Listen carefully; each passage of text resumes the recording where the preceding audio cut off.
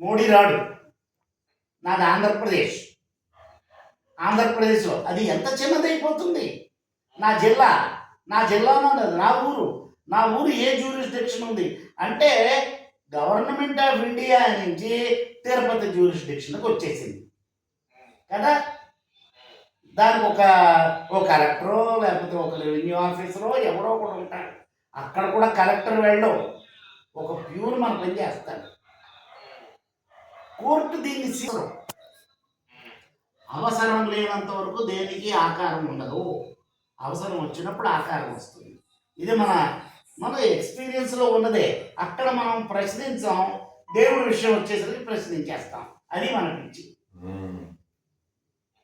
అది నాన్న. అది ఏదో నాకు డిసెంబర్లో రాధాకృష్ణ హోమం ఒకటి ఉందో గోశాలకి. నేను వాళ్ళకి ఎలా చేయాలనేది చెప్పాను. మా ఆధ్వర్యం అంటే ఏం లేదు, అక్కడ కుర్చీ వేస్తారు, కూర్చుంటాను అంతే. నేను చేసేది ఏముండదు. ఓ దిష్టి బొమ్మకి ఎక్స్ట్రా దిష్టి బొమ్మ అన్నమాట. చేసేదంతా వాళ్ళే చేస్తారు. డిసెంబరు 10 ఆ ప్రాంతాల్లో వస్తాను. వచ్చినప్పుడు ఏంటంటే ఒకసారి అరౌండ్ 9th నాకు ఒకసారి రిమైండ్ చేస్తే ఎక్కడ అనేది చెప్తాను. మనం కలుద్దాం నాయన, దేశం అంతా నీ మీద ఉంది. నేను ఎప్పుడు నూరావళి చేస్తానో తెలియదు. ఇప్పుడు ఉన్న దేశం ఉన్నదంతా కుర్రాడి మీద ఉంది, పిల్లల మీద ఉంది. నేను పిల్లలకు కూడా ఒకటే చెప్పాను. మా స్నేహితులు ఒక ఆయన ఉన్నారు, ఏమంటే మా వాడు స్కూల్లో అందరినీ కొడుతున్నాడు అన్నాను. ఎవరో ఎందుకు కొడుతున్నాడు? నన్ను కొట్టాడు. వాడు నిన్ను కొడితే చావగొట్టు అని చెప్పాను. నీకుగా కొట్టద్దు, కొడితే వదలద్దు.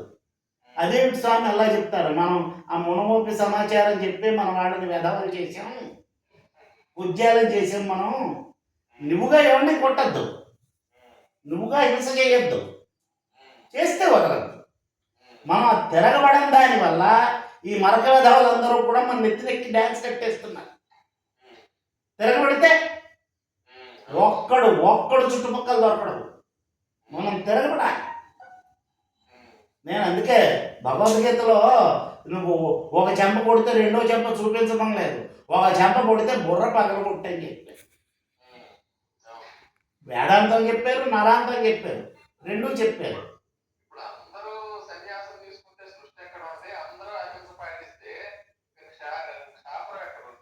అహింసకు అర్థం లేదు. అహింస ఎవడు పాటించాలి? ఇప్పుడు వాడు దొంగతనం చేసి దొరికిపోతాడండి. పోలీస్ స్టేషన్ వచ్చి ఆయన కూర్చో, బిర్యానీ తిను, మందు తాగు, ఎందుకు దొంగతనం చేసావంటే వాడు చెప్తాడా? 2 పీకితే వాడు ఎక్కడ తట్టాడో చెప్తాడు. ఎవడి పని వాడు చెయ్యాలి. నోటి పని నోరు చేస్తే గుదం పని గుదం చేస్తుంది. దీని పని అది, దాని పని ఇది చేయకూడదు. భగవంతుడు పెట్టిన సృష్టిలోనే, శరీర ధర్మంలోనే నవయోనులకి నవధర్మాలు ఉన్నాయి. ముక్కుతో గాలి పీలిస్తే ఆరోగ్యం, నోటితో గాలి పీలిస్తే రోగం. మన అనుభవంలో ఉన్నదే కదా. మన శాస్త్రం కూడా అదే కదా చెప్పింది. ఎవడు ఏ ధర్మం చేయాలో ఆ ధర్మం చేయాలి. నువ్వు ఆ ధర్మం చేయనప్పుడు అది రోగం. నేను చెప్పాను, ఒరే నీ మీద ఉందిరా దేశం, మీరుగా కొట్లాటకి వెళ్ళకండి, వస్తే తుప్పు లేపేయండి అని చెప్పాను. పిల్లలందరికీ నేను అదే చెప్తున్నా, వెధవలుగా తయారు కాకండి. అది సరే, చూద్దాం. దేశం వాళ్ళ మీద ఉంది. చాలా సంతోషం నాయన. మీరేం చేస్తుంటారు? మనం ఇంజనీరింగ్ సాఫ్ట్వేర్ చేసిన బతుకు హార్డ్ లేదు. హార్డ్ ఉంటేనే సాఫ్ట్ ఉంటుంది, హార్డ్ లేకపోతే సాఫ్ట్ ఉండదు. అంతే కదా.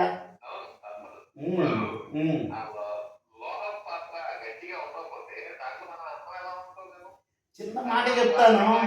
మనం అంతే, ప్లాస్టిక్ కప్పులో ఓడి నూనె పొయ్యం. మన వాళ్ళు అంటారు శాస్త్రాలు మనకు ఎందుకు అందించలేదు అని.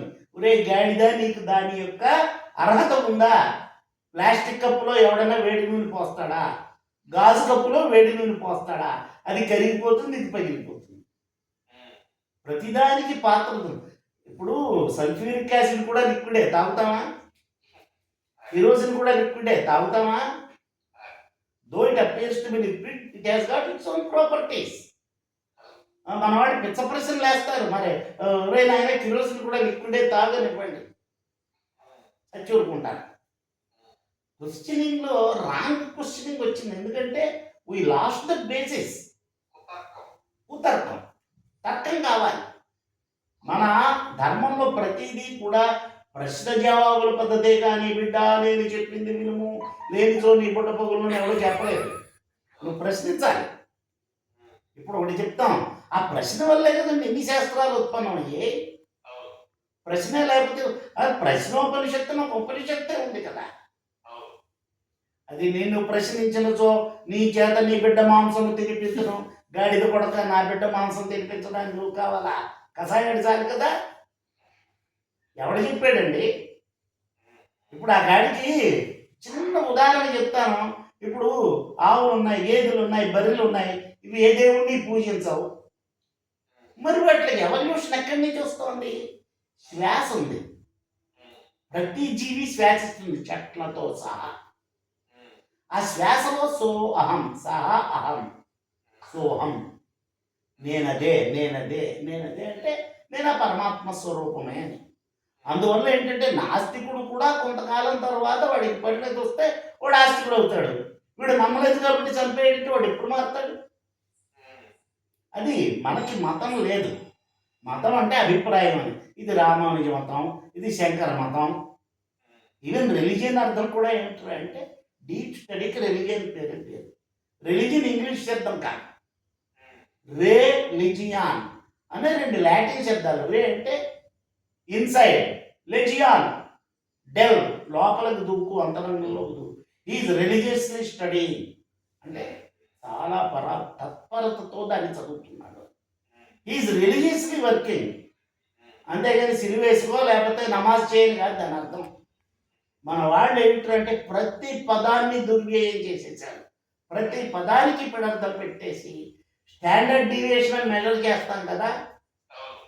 Standard deviation is equal to infinity equation.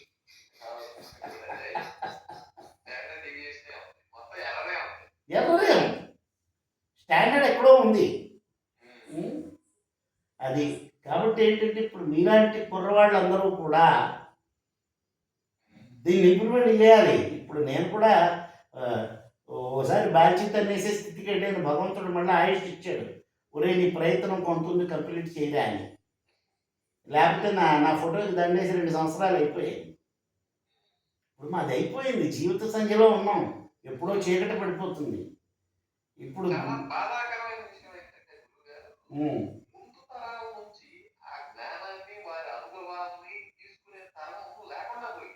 అలా కాదు, ఆ తప్పు కూడా మనవాడదే.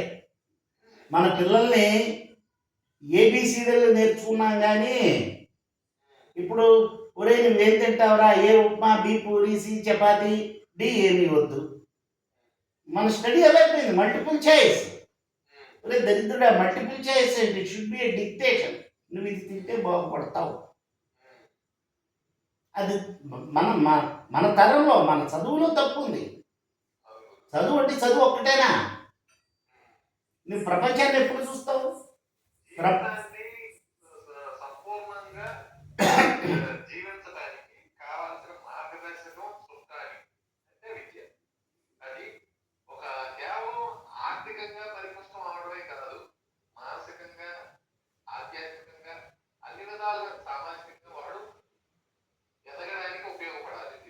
ఇప్పుడు మన చదువు దానికి ఉపయోగపడట్లే. ఒకటి మళ్ళా మన చదువు రావాలి. నేను కూడా కొన్ని ఎడ్యుకేషన్ ప్లాన్స్ అవన్నీ వేసాను. సాంస్క్రిట్ యూనివర్సిటీకి కూడా మన ట్రెడిషనల్ సైన్సెస్ బేస్ తోటి ఒక ప్రొఫెషనల్ కోర్స్ ఇచ్చాను. మన వాళ్ళన్నీ అమ్మకాలే కదా దరిద్రులు. వీళ్ళు చంద్రహాస కట్టు ఇస్తే గడ్డలు తీసుకుంటారు. That is not the purpose. అంటే నా లెవెల్లో నేను ఏదో చేస్తున్నాను, ఐ బిన్ సక్సెస్ఫుల్లీ ఫెయిలింగ్. అయినా వదలట్లేదు. తేలు కుట్టడం ఎలా మాందో నా ప్రయత్నం నేను అలా మానట్లేదు. మానకూడదు. మళ్ళీ నా నేచర్ పాడైపోతుంది.